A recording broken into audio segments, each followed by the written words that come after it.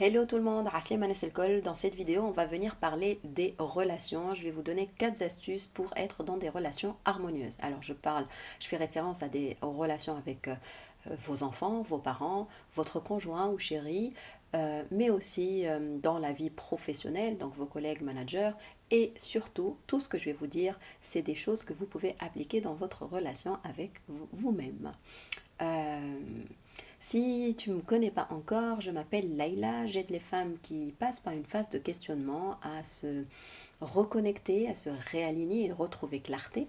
On fait un travail à la fois sur le plan personnel, à travers les relations, la relation avec soi et la relation avec les autres, pour qu'elles soient dans des relations plus harmonieuses et constructives, mais aussi un travail sur le plan professionnel à travers une reconnexion à leur chemin de vie et mission de vie, puis une concrétisation des résultats à la hauteur de leur grande vision.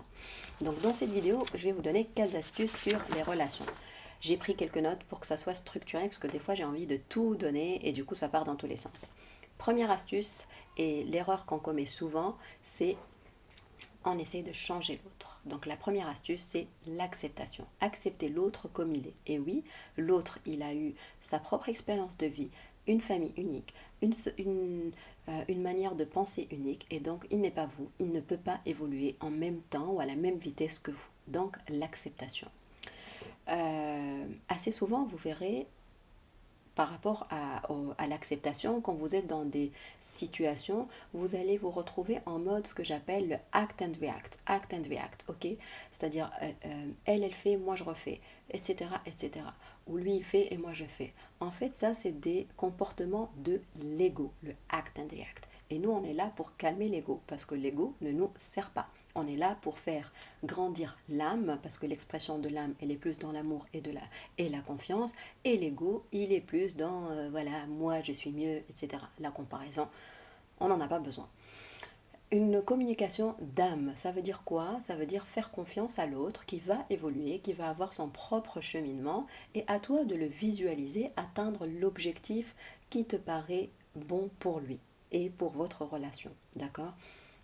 Tout en respectant le, la, la durée ou le temps nécessaire pour chacun. On n'est là que pour semer des graines. On ne peut pas transformer d'un coup une personne, sinon on l'aurait su. D'accord?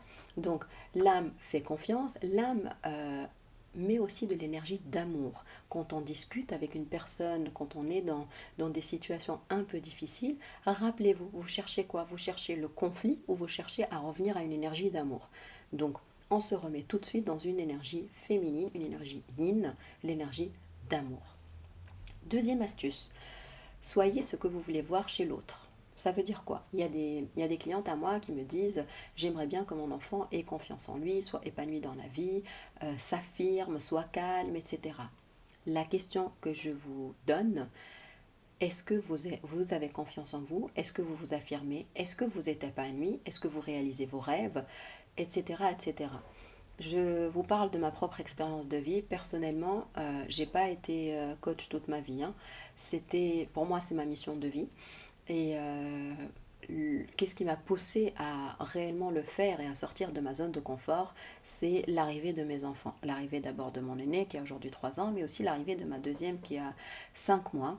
En fait, je me suis posé la question, mais quel message j'aimerais donner à mes enfants? Eh bien, le message que j'aimerais donner, c'est la maman qui s'affirme, qui ose être elle-même et qui réalise ses rêves. J'ai pas envie de dire à mon fils ou ma fille, vas-y, t'es capable, alors que moi, j'ai jamais essayé.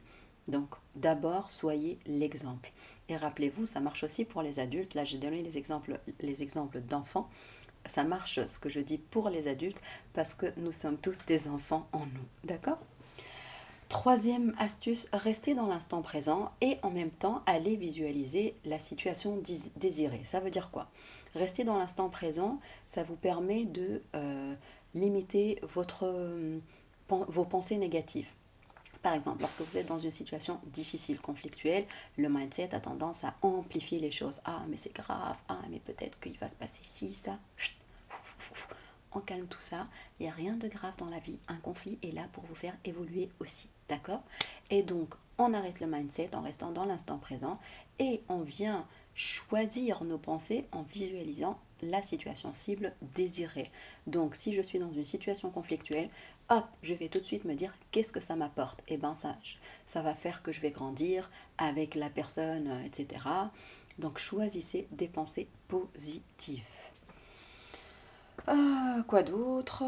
D'accord, donc ça j'ai tout dit. Quatrième point qui est super important aussi, vos humeurs. Soignez vos humeurs. Alors c'est quoi les humeurs? En naturopathie, on parle du liquide lymphatique où circulent nos humeurs. En fait, c'est vraiment un truc physique, d'accord? Même si on parle de mauvaise ou je suis en... J'ai des... Je suis... Attends, je trouve plus le mot. Euh, Bon, trop de mémoire, ok. On parle de mauvaise humeur ou de bonne humeur, on dit ça, bonne humeur, je trouve plus. Bon, bref. Soignez vos humeurs. Comment soigner nos humeurs? Par une alimentation saine du corps physique, c'est-à-dire on mange plus cru, plus vivant, plus d'alimentation vivante que d'alimentation morte. Donc ça veut dire plus de fruits, légumes, etc. que tout ce qu'on cuit. Et même quand on fait cuire les choses avec beaucoup de douceur, comme ça garde l'énergie des aliments. Ça va donner la vie, la bonne nourriture à vos cellules. D'accord? Une bonne hydratation aussi. Rappelez-vous que le corps est fait de 60 à 70% d'eau, et donc il est important d'hydrater vos cellules. Et d'ailleurs, c'est hyper important pour vos enfants aussi qui vont à l'école.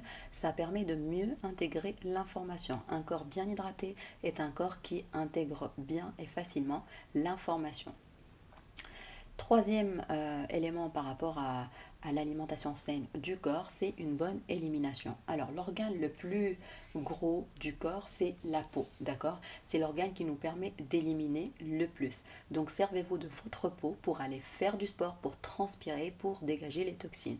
Après, il y a l'élimination par les selles, et ça c'est à travers l'alimentation saine, équilibrée et aussi une bonne hydratation.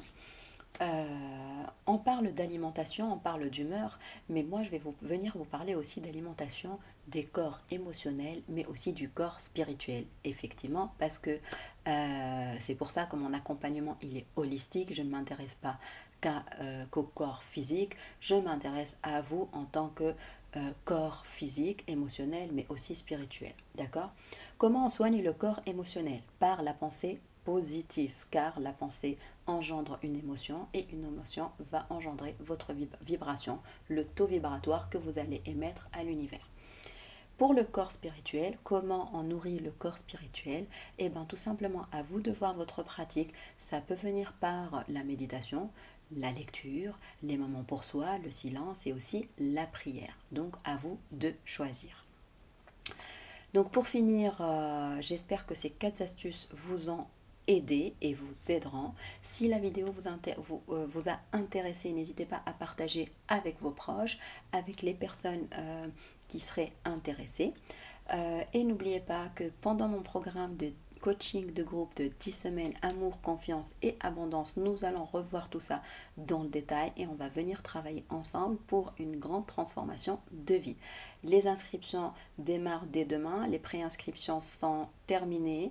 Et à partir de demain, il y aura la sélection. Donc j'ai fait un concours, si vous m'avez suivi, pour sélectionner une personne qui va avoir le programme gratuitement.